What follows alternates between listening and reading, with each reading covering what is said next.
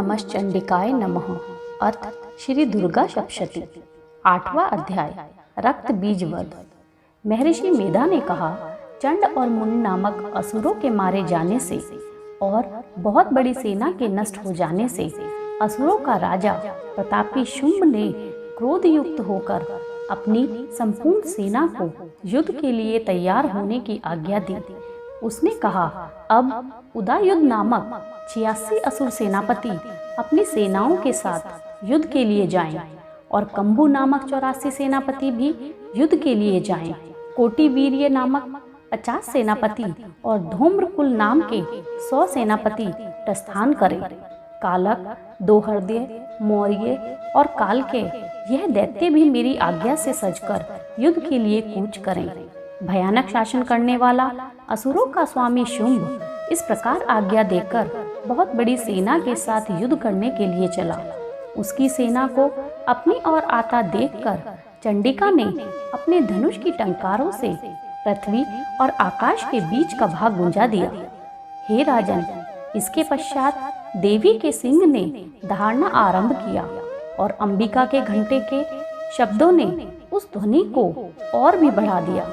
धनुष की टंकारों से, शेर की दहाड़ और घंटे के शब्द से पृथ्वी और आकाश के बीच का भाग गूंज उठा और इसके साथ ही देवी ने अपने मुख को और भी भयानक बना लिया। ऐसे भयंकर शब्द को सुनकर राक्षसी सेना ने देवी तथा सिंह को चारों ओर से घेर लिया। हे राजन, उस समय दैत्यों के नाश के लिए और देवताओं के कल्याण के लिए ब्रह्मा, शिव, कार्तिकेय, विष्णु तथा इंद्र आदि देवों की शक्तियां, जो कि अत्यंत पराक्रम और बल से संपन्न थी, उनके शरीर से निकलकर उसी रूप में चंडिका देवी के पास गई। जिस देवता का जैसा रूप था, जैसे आभूषण थे और जैसा वाहन था, वैसा ही रूप, आभूषण और वाहन लेकर उन देवताओं की शक्तियां दैत्यों से युद्ध करने के लिए आई। हंस युक्त विमान में बैठकर और रुद्राक्ष की माला तथा कमंडल धारण करके ब्रह्मा जी की शक्ति आई। वृषभ पर सवार होकर, हाथ में त्रिशूल को लेकर, महानाग का कंकण पहनकर और चंद्र रेखा से भूषित होकर भगवान शंकर की शक्ति माहेश्वरी आई और मोर पर बैठकर हाथ में शक्ति लिए दैत्यों से युद्ध करने के लिए कार्तिकेय जी की शक्ति उन्हीं का रूप धारण करके आई। भगवान विष्णु की शक्ति गरुड़ पर सवार होकर शंख, चक्र, गदा, धनुष तथा खड्ग हाथ में लिए हुए आई। श्री हरि की शक्ति वाराही, वाराह का शरीर धारण करके आई और नरसिंह के समान शरीर धारण करके उनकी शक्ति नरसिंह भी आई। उसकी गर्दन के झटकों से आकाश के तारे टूट पड़ते थे और इसी प्रकार देवराज इंद्र की शक्ति इंद्री भी ऐरावत पर सवार होकर आई। तब इन देव शक्तियों से घिरे हुए भगवान शंकर ने चंडिका से कहा, मेरी प्रसन्नता के लिए तुम शीघ्र इन असुरों को वध करो। इसके पश्चात देवी के शरीर में से अत्यंत उग्र रूप वाली और सैकड़ों गीदड़ियों के समान आवाज करने वाली चंडिका शक्ति प्रकट हुई। उस अपराजिता देवी ने धूमिल जटा वाले भगवान श्री शंकर जी से कहा, हे प्रभु, आप मेरी ओर से दूत बनकर शुंभ और निशुंभ के पास जाइए और उन अत्यंत गर्वीले दैत्यों से कहिए तथा उनके अतिरिक्त और जितने भी दैत्य वहां युद्ध भूमि में उपस्थित हों, उनसे भी कहिए, जो तुम्हें अपने जीवित रहने की इच्छा हो तो त्रिलोकी का राज्य इंद्र को दे दो। देवताओं को उनका यज्ञ का भाग देकर तुम पाताल लौट जाओ, किंतु यदि बल के गर्व में तुम्हारी लड़ने की इच्छा हो तो फिर आ जाओ। तुम्हारे मांस से मेरी योगिनियां तृप्त होंगी। क्योंकि उस देवी ने भगवान शंकर को दूत के कार्य में नियुक्त किया था, इसलिए वह संसार में शिवदूती के नाम से विख्यात हुई।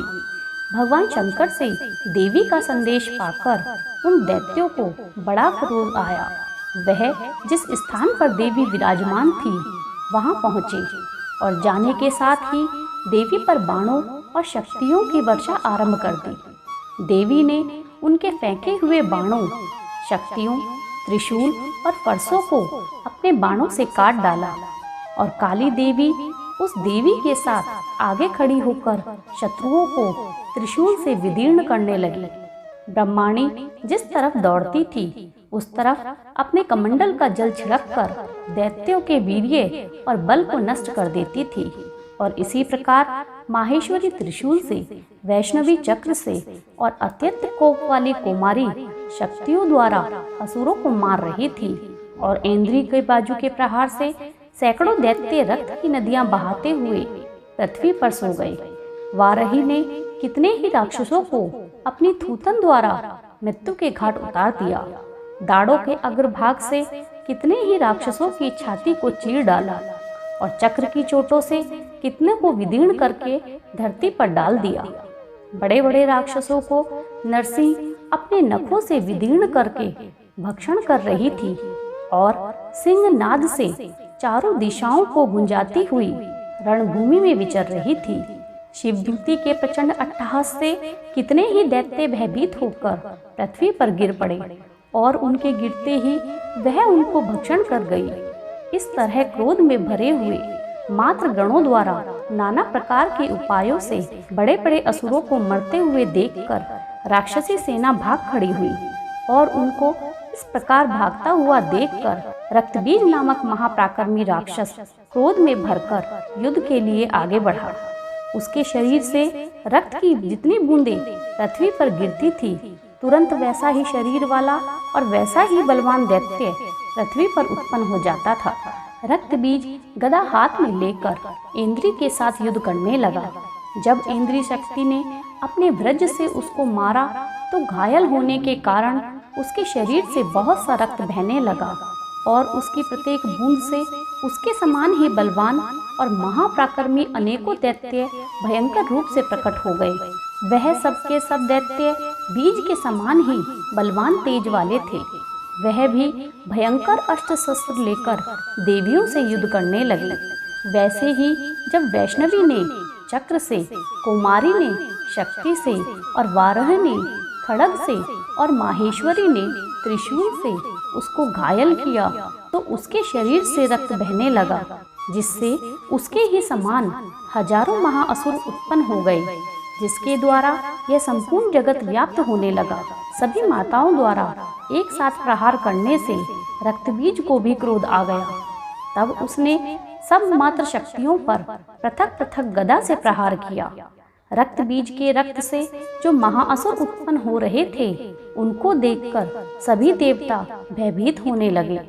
देवताओं को भयभीत देखकर चंडिका ने काली से कहा, हे चामुंडे, अपने मुख को बड़ा करो और मेरे शस्त्र घास से उत्पन्न हुए रक्त बिंदुओं तथा रक्त बिंदुओं से उत्पन्न हुए महाअसुरों को तुम अपने इस मुख में भक्षण करती जाओ। इस प्रकार रक्त बिंदुओं से उत्पन्न हुए महादैत्यों को भक्षण करती हुई तुम रणभूमि में विचरो। इस प्रकार रक्त क्षीण होने से यह दैत्य नष्ट हो जाएगा। तुम्हारे भक्षण करने के कारण अन्य दैत्य उत्पन्न नहीं होंगे। काली से इस प्रकार कहकर चंडिका देवी ने रक्तबीज पर अपने त्रिशूल से प्रहार किया और काली देवी ने भी अपने मुख में रक्त को ले लिया। तब हे राजन, अनेक प्रकार के शस्त्रों से मारा हुआ और खून से वंचित वह महादैत्य रक्तबीज पृथ्वी पर गिर पड़ा। उसके गिरने से देवता अत्यंत प्रसन्न हुए और माताएं उस असुरों का रक्त पीने के पश्चात खुश होकर नृत्य करने लगी। बोलो जय माता दी।